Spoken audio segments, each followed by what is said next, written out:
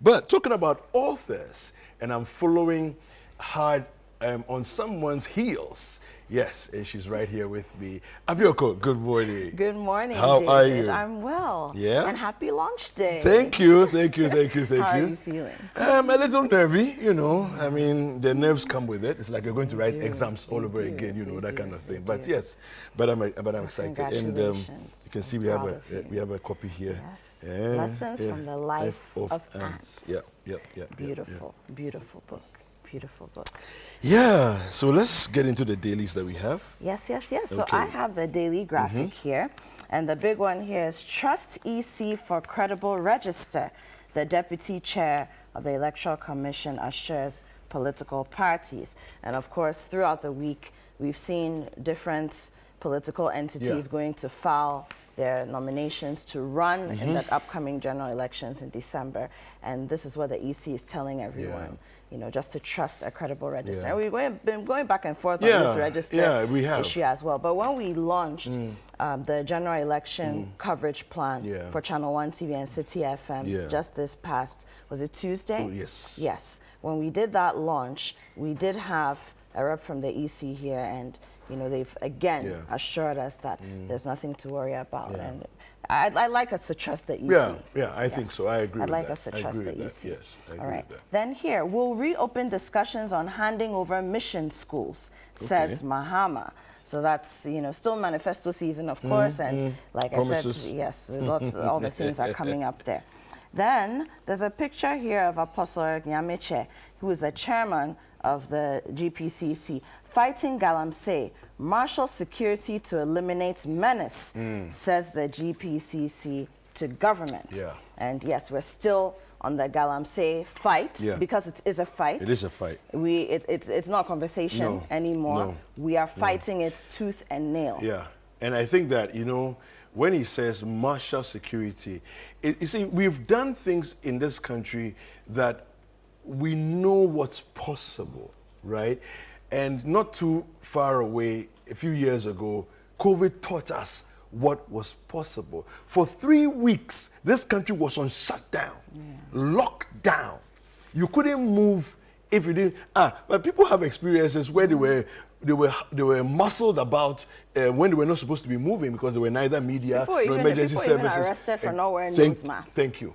Yeah. Thank you. So you see, so we can do it if we want to. So when we act as though it's a bit draconian or it's a bit too, then it means we don't understand the seriousness of the problem we are faced with. That's why we are saying it's too draconian. No, please. It's it's an existential threat. It is. Yeah. It is. It is. And then Rent Control launches digital platform to address loopholes. That's on page 20 of the daily graphic. I wonder as well. You know, we've had so many issues with rent and Ghanaians, tenants struggling with so many things, from excessive profiteering on the part of landlords to, you know, terms that were not necessarily favorable, people not keeping the end of the bargain. I mean, so many different things. So let's see how that goes. We'll look into that. Well, from the Daily Graphic, we come to the Daily Guide, and it says here, Nana opens for $40 million bitumen plant. 2024 elections, Baumia Mahama go neck to neck. Okay. NDC rebel leader, in quotes, arrested. And a couple of days ago, there was a gentleman daring everybody and daring the security forces and threatening, making threats on people's lives, you know, here, and he's been arrested. Government sends police and military to Galamsey sites. There we go. So we have, again, Galamsey. Galamsey and community mining are not the same, says Merkuduka. And of course, it's true. Merkuduka is the Deputy Minister for Lands and Natural Resources. And this is what we've been saying. They are not the same, right? And again, as for Galamsey, we'll talk about it until it stops. We'll keep talking about it. Mahama promises fiscal discipline when voted for in December. And that's a very powerful promise to make. Sports Minister Mustafa Yusuf and his NSA boss must go. We can't even grow grass under their watch. So, you know, some groups are calling for this, and that's from the Chronicle. Oh yes, how could I forget the Chronicle? We have to read, the scripture. Luke chapter 16, verse 10. One who is faithful in a very little is also faithful in much. And one who is dishonest in a very little is also dishonest in much. If you want to be given a greater responsibility, prove it in the small. I wonder whose shade that is. Yeah. Republic Press, it says here, cocoa price hits the roof. 45% price increase announced for the 2024-2025 season. Okay. Lands Minister seeks media support to combat illegal mining.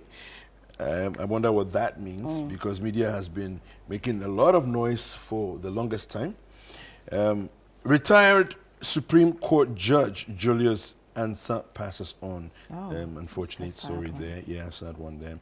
Small-scale miners go wild, burn Galamsey equipment on River Mankraso in Ahafo and North South.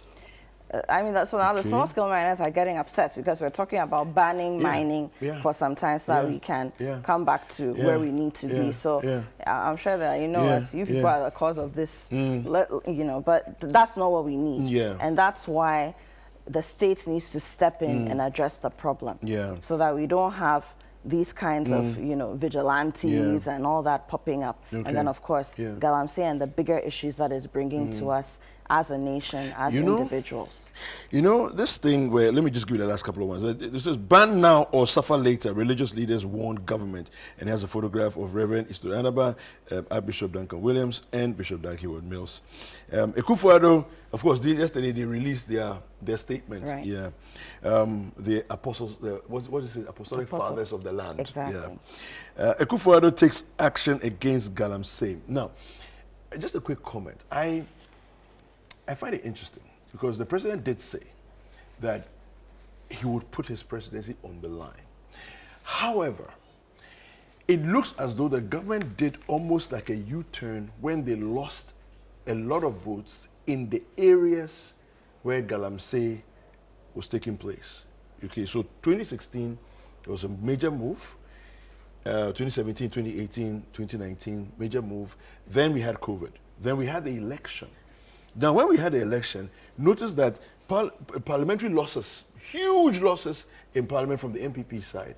But it looks as if almost around that time, the whole fight became a bit, we do know whether it was a fight or it was well, I don't know whether we should attribute it to voting numbers because, I mean, that becomes a conspiracy theory. We don't have that information. But what I can say is that there was a lack of, it seemed like there was a diminished interest in the whole situation, right? And then I keep saying that, yes, the president is the president, but there's a reason why we have government all officials, the other officials in charge of different things. The different ministries and all the different agencies, and they have failed. Let's not, mince words. They have failed. They have failed. Yes, the buck stops with the president, but there's a reason why. And don't forget, people who are put in certain positions, they are put there for a reason. Either they have certain expertise, skills, network that can bring positivity to the space that they've been asked to occupy, or they have a certain oversight of things that another person doesn't have that will allow them to achieve certain things in the sector. They have all failed. Let's say it as it is, So I don't know about the voter metrics. It may seem like that's what it is. It could be a coincidence, but I would say that at the end of the day, we haven't seen results, and that's what matters. And that's what matters, So we have the custodian here. Government inaugurates 50 more community mining schemes. Okay. All right. I will jail illegal miners. Mahama flip-flops on Galamsey fight. Well, the custodian is saying it's a flip-flop. Akufo-Addo opens Gwal's $40 million bitumen processing facility.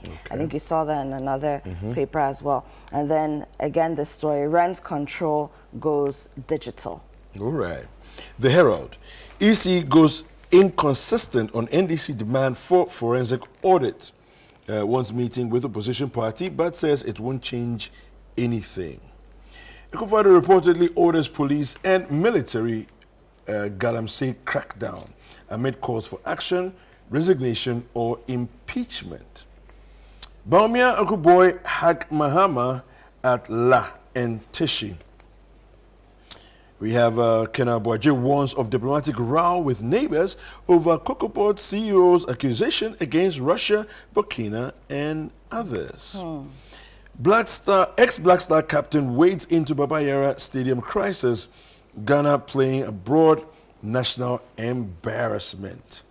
You know, the Minister of Sports is saying that they should assess the Legon Stadium to see if it is fit for CAF, usage. And I think we should just take our loss like that and deal with the problem properly. No, I mean, that's what it is. As opposed to just trying to, That's what it is. Yeah. We have so many facilities. Before the Legon facility came up, there was the Accra Sports Stadium, there was the Baba Yara Stadium, there was Ohenejan, there's Isipon. All of these, what are we doing about them? What have we done about maintenance of these facilities over the years? We've sunk so much into them over time. What have we done to make sure that they maintain standard and even rise to standards over time? Because you know, what was considered a great stadium 20 years ago, that has changed. Exactly. The metrics have changed. I mean, we saw what people did with the Olympics. We've seen what's happened with the World Cup. We've seen countries use recycled material and recycled containers to build entire stadia. Can you imagine? Yes, and then collapse them again. Look, I mean, look. So let's again go to the problem. Identify it and solve it. Is it the people who are in charge who are not doing what they need to do? Let's get rid of them. Is it that we have a money problem? Then let's look at interesting or innovative ways of raising money so that we can maintain. And if we have to refurbish, you know, if it means we need to stop doing certain sports on an international level. Some countries have done it. They've done it. Pull outs for maybe a 2-season window and then come back again strong. If that's what we've heard the stories of different countries, African countries as well. If that's what we have to do, then we do that. But let's stop and let's look and see if this one is so that what you're inadvertently trying to say is that this one is bad. But we also have something. So come and see this one. Please, let's get serious. And I mean, very lastly, the Inquisitor is here. Improvised bullion vans operating, police personnel in fear, as they should be. And you remember we've lost police officers in the line of duty because of supposed bullion vans that they were in, that they were supposed to be guarding. Lately, I've seen the ones that we are supposed to be using, the ones that have been built for purpose. But we still have a few of the Aprotec ones in the system. We need to crack down on that quickly. And then here again, politics of doctored videos and audios. Paper here says Dr. Prempeh heavily targeted, and there's a picture of Dr. Matthew Opoko Prempeh there, Dr. Baumia's running mate. Now, I mean, I don't know what videos or audios they are referring to, but what I can say that this is an era of misinformation and disinformation. We all need to be careful. We are all users of the internet. Let's verify things before we share them. You know, City, again, when we launched our general election coverage, our online plan has what we call #CityVerify. We are trying to make sure that as much as possible, we are also putting, because whatever you do, things will pop up online, news breaks online, but you become complicit when you start sharing and propagating things that are not true, that are not factual. So we should all be on the lookout for that. Fantastic, fantastic. Thank you very much, Api. Thank you for joining me this morning. Apioko is the head of programs production right here at Channel One TV and 97.3 CDFM as well. We're going to take a quick break. When we come back, phone lines will be open. We're going to have some conversations with you. Should we place a temporary ban on all forms of small-scale mining or not? Well, you let us know what you think. We'll be right back.